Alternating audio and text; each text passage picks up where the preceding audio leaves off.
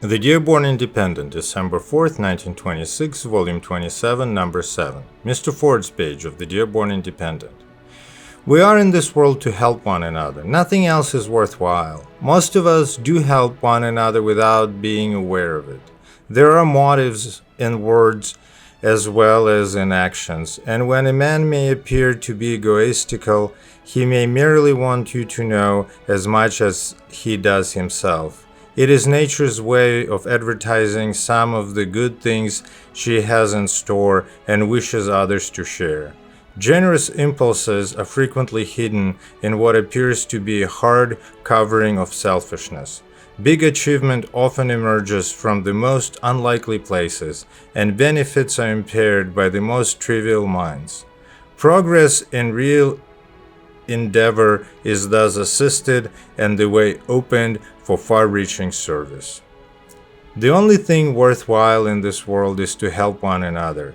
It is the only real incentive to action, the motive power that begets beneficial accomplishment.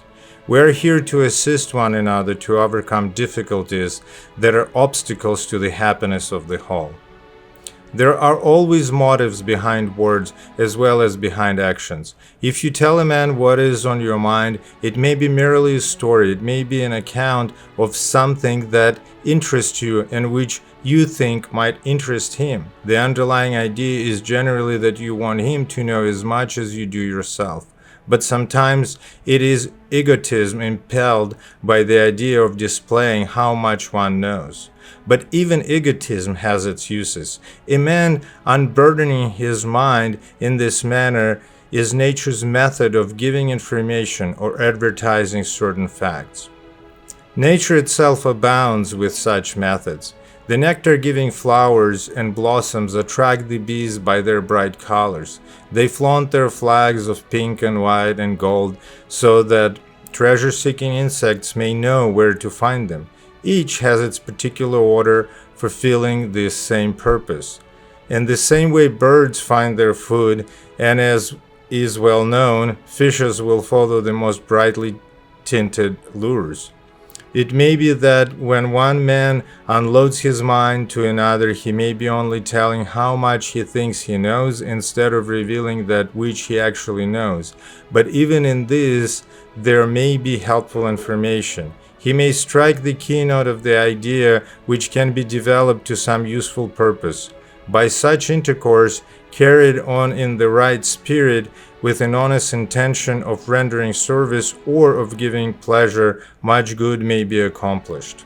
An interchange of ideas is invariably beneficial.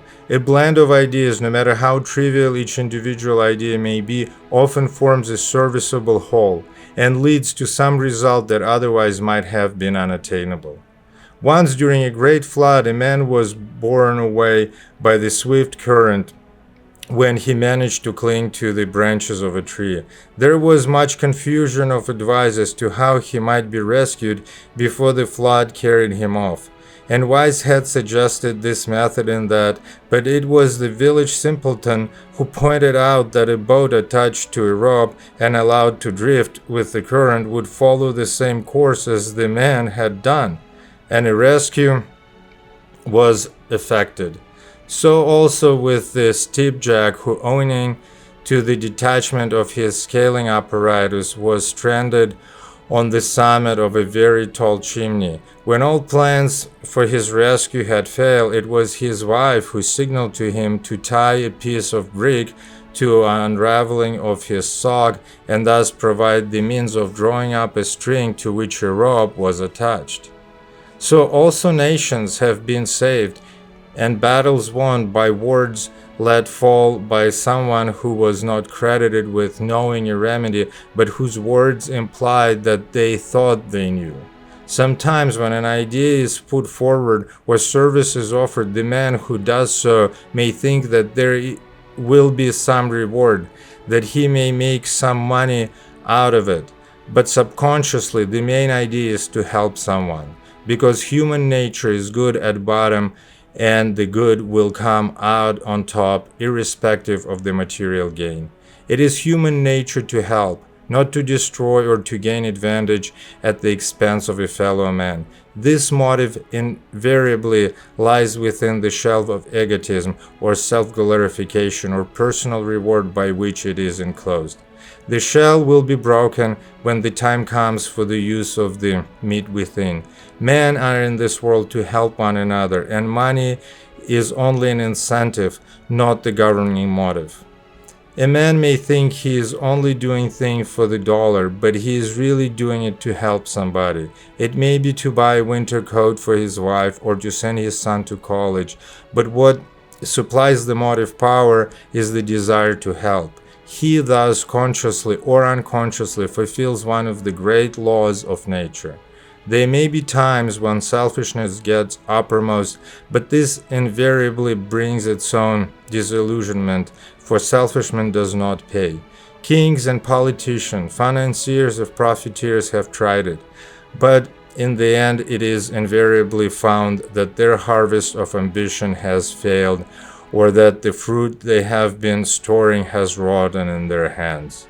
In the course of real endeavor, very little progress would be made if it were not for that which urges a man to make known to his neighbor what he thinks will add to his happiness. Almost everyone is worth listening to if we only knew it. Pearls of great price lie concealed in unsightly shells, in sand and silt, waiting for the light of day to show their beauty and value. So also nature impels a man to disclose his merits in a way that will give good service to his fellows.